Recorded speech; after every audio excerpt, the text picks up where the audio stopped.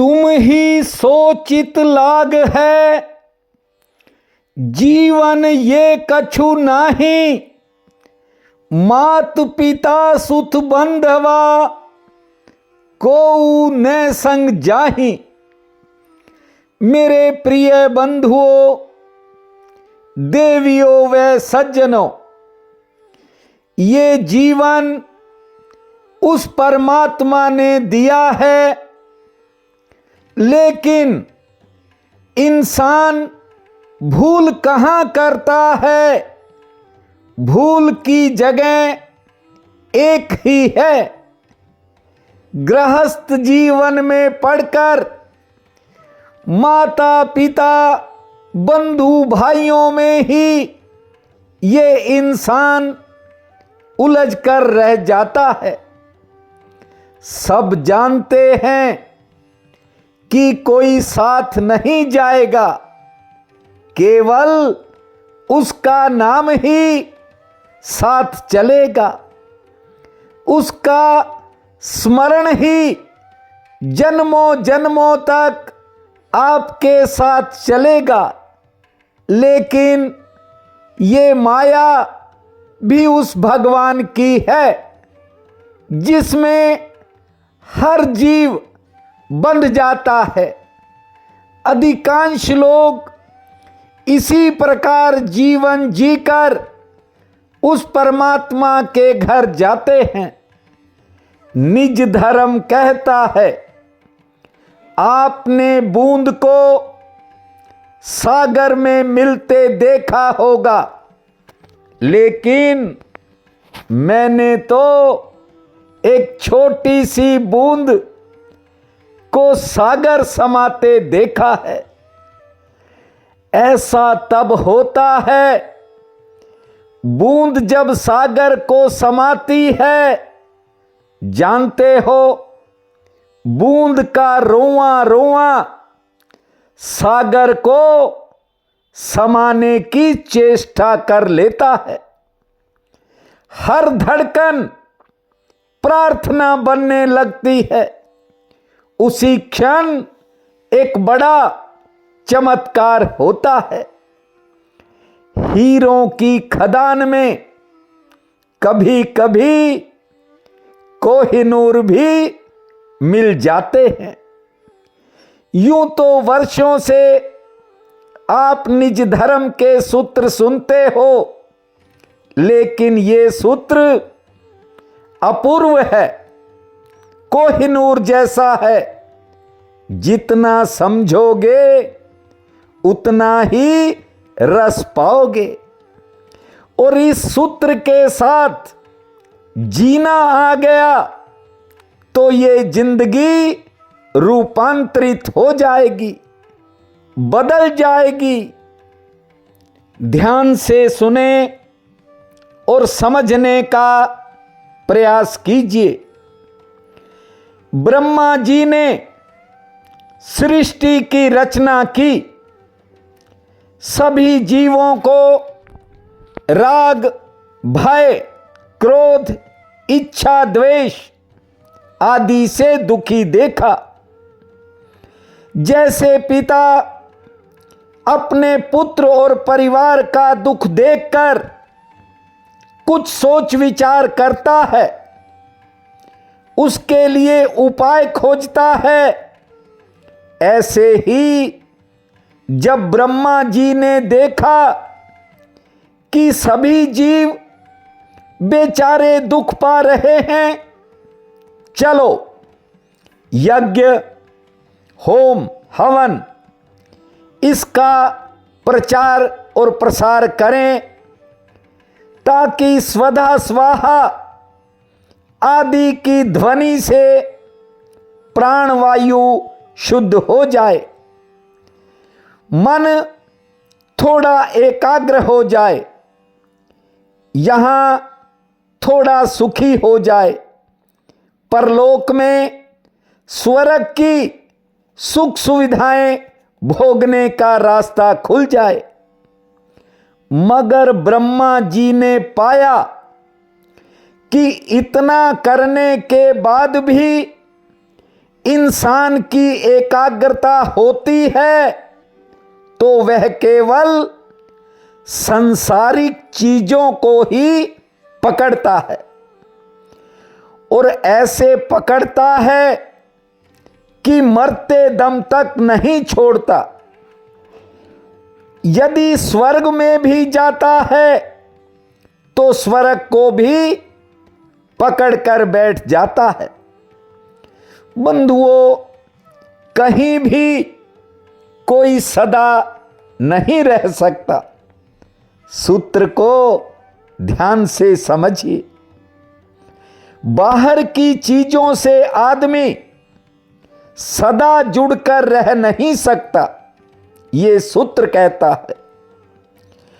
और ब्रह्मा जी कहते हैं कि मुझ सृष्टिकर्ता को भी कल्प के अंत में रवाना हो जाना पड़ता है, तो मेरे द्वारा पैदा किए जीव ये सदा कैसे रह सकते हैं। बंधुओं, रात्रि में लोग सपने देखते हैं और सपनों में न जाने क्या क्या होता है। आज मनोज का फोन आया था, कह रहा था, गुरुजी मैंने आपको सपने में देखा, आप मेरे साथ शिवलिंग की स्थापना कर रहे हो। जिलहरी पर शिवलिंग टिक नहीं रहा था, लेकिन आपने मंत्र पढ़ा तो वह टिक गया। बंधुओं, इंसान जैसा सोचता है परमात्मा वैसी रचना कर देता है। ज्यादातर लोग तो सपनों में शॉपिंग कॉम्प्लेक्स में घूमते हैं। तरह तरह की दुकानें हैं, रेडीमेड कपड़े, फोटोग्राफी तो अब मोबाइल पर होती है, लेकिन खाने पीने की चीजों पर लोग टूटते हैं सपनों में। मीठा खाने वाले हलवाई की दुकान पर सपनों में मिठाई लेते हैं। अब उनका मिठाई खरीदना सपना टूटते ही समाप्त हो जाता है। मिठाई की दुकान पर मुंह में जो पानी लाने वाला था वह नहीं रहा। आप ठीक से समझिए। ऐसे ही आना जाना, रहना जीना ये तब तक है जब तक ब्रह्मा जी का स्वपन चालू है। जैसे चालू स्वपन में, चलते स्वप्न में कई चले जाते हैं, बिछुड़ जाते हैं, मिट जाते हैं, ऐसे ही ब्रह्मा जी के चलते स्वप्न में ही हम लोग संसार से रवाना हो जाते हैं। जो बीत गई सो बीत गई, तकदीर का शिकवा कौन करे। जो तीर कमान से निकल गई, उस तीर का पीछा कौन करे। बात के गहरे अर्थों को समझिए। चाहे हानि हुई, चाहे लाभ हुआ, कहने का मतलब नफा हुआ या नुकसान हुआ, मान मिला या अपमान मिला, कांटा घुस गया तो निकाल कर निश्चिंत हो जाओ। गौर कीजिए बात की तरफ। कांटा किसने रखा, क्यों रखा, क्यों घुसा, इसकी चिंता में मत पड़ो। कांटा निकाल कर फेंक दिया तो फेंक दिया। फिर कांटा लगा था, मैंने निकाल कर फेंक दिया, यह भी बेकार का चिंतन है। ऐसे ही व्यवहार में कई कांटे आएंगे। आपने एक लंबा जीवन देखा है, कैसे कैसे कांटे चुभे होंगे, लेकिन ये सूत्र है, हर कांटों को निकाल देगा। बस ध्यान से सुनिए, समझते जाइए। ये समय की सरिता है और सब कुछ बहा जा रहा है। इस प्रकार का विवेक जब तुम दृढ़ रखोगे, ज्ञानमय तप के द्वार पर पहुंचोगे, तब तुम श्री कृष्ण के भाव को प्राप्त कर लोगे। जानते हो, एक भगवान श्री कृष्ण ही विष्णु के अवतारों में ऐसे हैं जो मस्त हैं, मस्त दिखाई देते हैं। मैं बैकुंठ या द्वारिका का अर्थ नहीं ले रहा, मैं तो केवल इतना जानता हूं, श्री कृष्ण मस्त हैं अपने आप में। और आपको भी ये सूत्र अपने आप में मस्त कर सकते हैं। बस करना क्या है, बेकार की बातों से ऊपर उठना है। बंधुओं, जिनका राग भय क्रोध सर्वथा नष्ट हो गया है, भगवान कृष्ण ने ये बात कही है, जिसका राग भय क्रोध सर्वथा नष्ट हो गया है, जो मेरे ही परायण और मेरे ही आश्रित रहने वाले हैं, वे मेरे सच्चे साधक हैं। उनको कभी ना तो चिंता होती है, ना मन बेचैन होता है, और ना दुनियादारी की बातें उसे सताती हैं, क्योंकि उसका विवेक जाग जाता है जो मेरे पर आश्रित होता है। लेकिन हम सब इंसान हैं, हम हमेशा दूसरों में ही सहारे खोजते रहते हैं। बंधुओं, याद रखना, एक शायर ने कहा है, खुदा देता है जिनको ऐश, उनको गम भी होते हैं। खुदा देता है जिनको ऐश, उनको गम भी होते हैं। जहां बजती हैं शहनाइयां, वहां मातम भी होते हैं। ये उस करतार की नियति है, उस विधाता का विधान है। हर प्रतिकूल परिस्थिति के साथ अनुकूल परिस्थिति भी जुड़ी हुई है।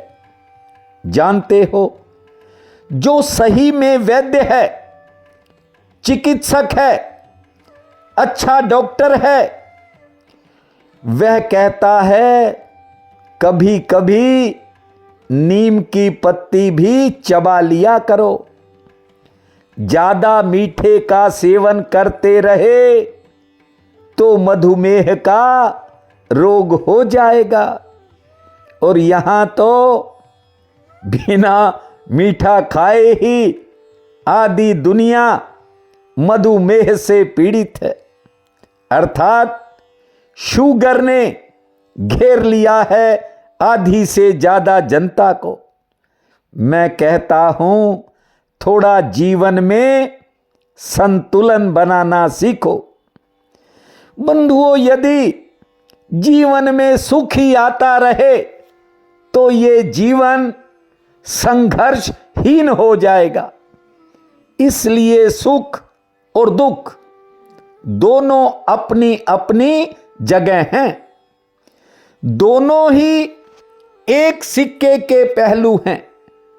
भौतिक दृष्टि से सुख केवल मात्र बाहरी उपलब्धियों का नाम है। भौतिकता शारीरिक रूप से हमें क्षणिक सुख अवश्य दे सकती है, लेकिन वास्तव में ये जो भौतिक सुख हैं, ये दुख का कारण है। आध्यात्मिक दृष्टि से सुख अंतःकरण की वह संतोषजनक स्थिति है जो इंसान को शारीरिक, मानसिक और आत्मिक रूप से एक सुंदर व्यक्तित्व प्रदान करती है। आपको निज धर्म के सूत्र वहां लेकर के जाएंगे जहां पहुंचना बड़ा कठिन होता है।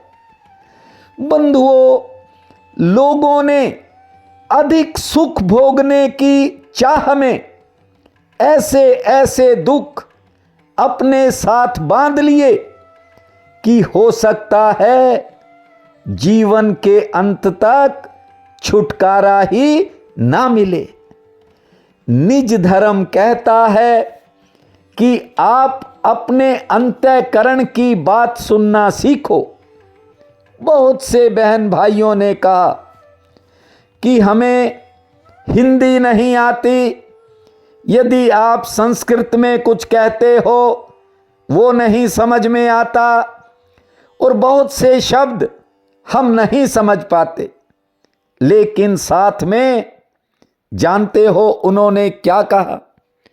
उन्होंने कहा कि ये वीडियो ना आए तो नींद नहीं आती।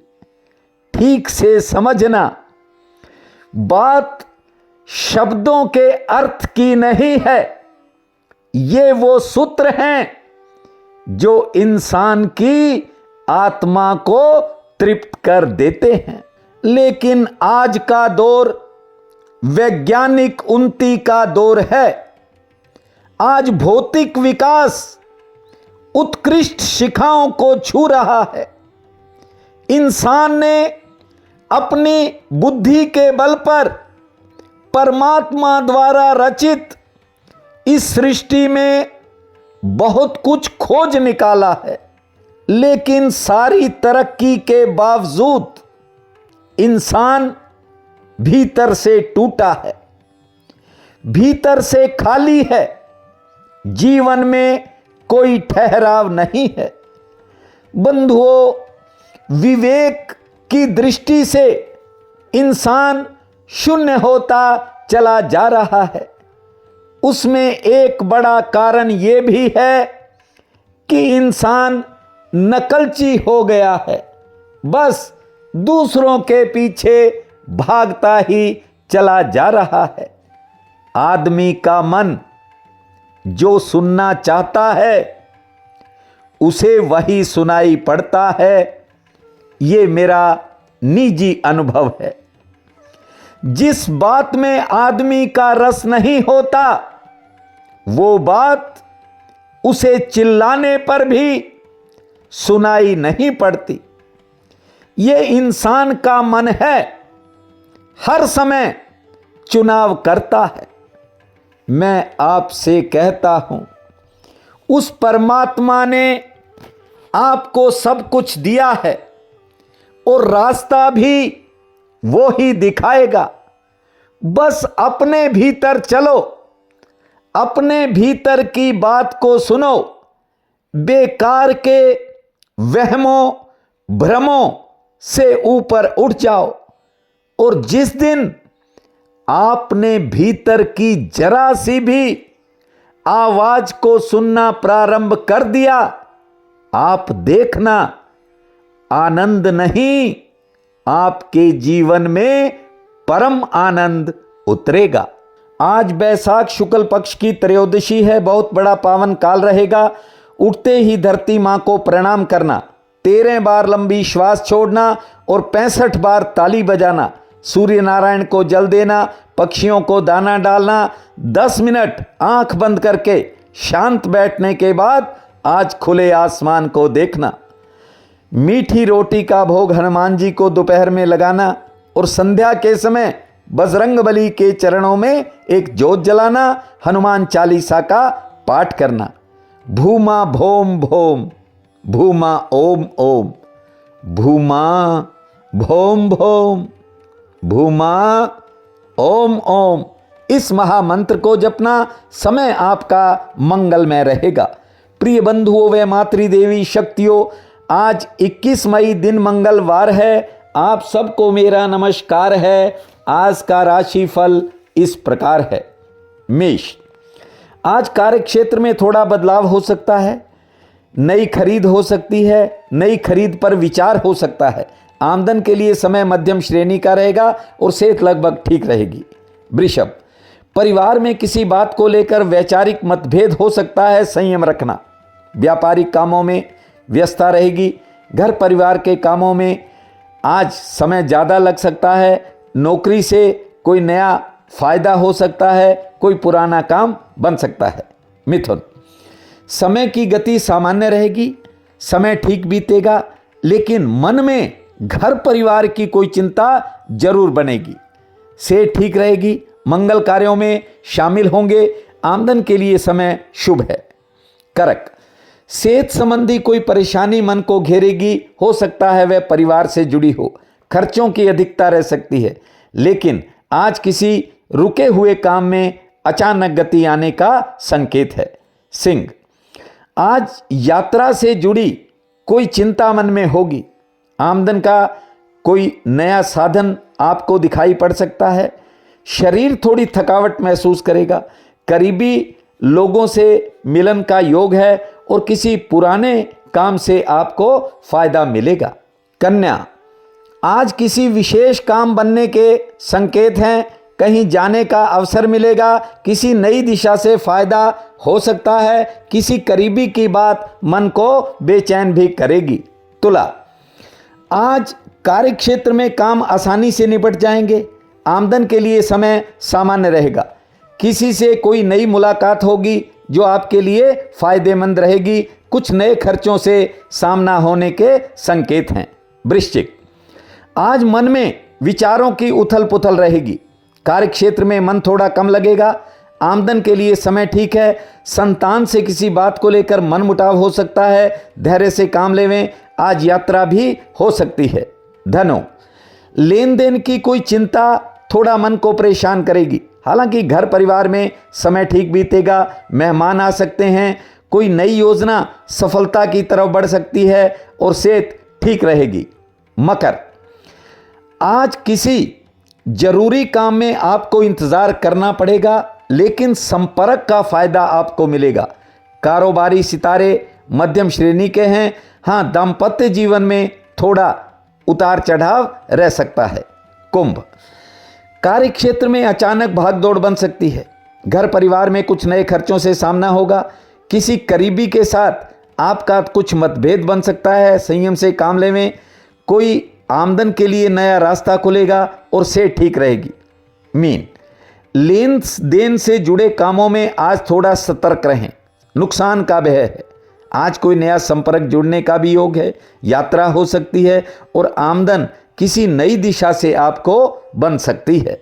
आज का ये दिन आप सबके लिए अति शुभ फलदायी हो, यही मेरी कामना है।